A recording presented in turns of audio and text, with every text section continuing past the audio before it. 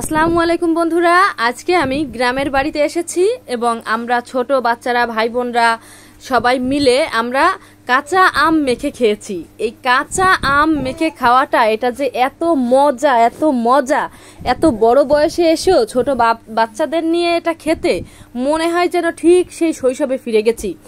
এত টেস্ট বন্ধুরা, একজন আমটা ছিলিয়ে দিয়েছে, একজন ধুয়ে দিয়েছে, একজন কুচি কুচি করে দিয়েছে, একজন মেখেছে।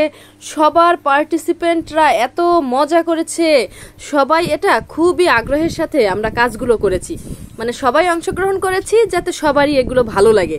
তো এই কুসনিটা আমাদের কিন্তু ছোটবেলার কুসনি, ঠিক আছে? এই কুসনিটার উপরের অংশ নষ্ট হয়ে গেছে, কিন্তু তারপরও আমরা ফেলি না। তো দেখেন কত সুন্দর এটা হয়েছে মাখা।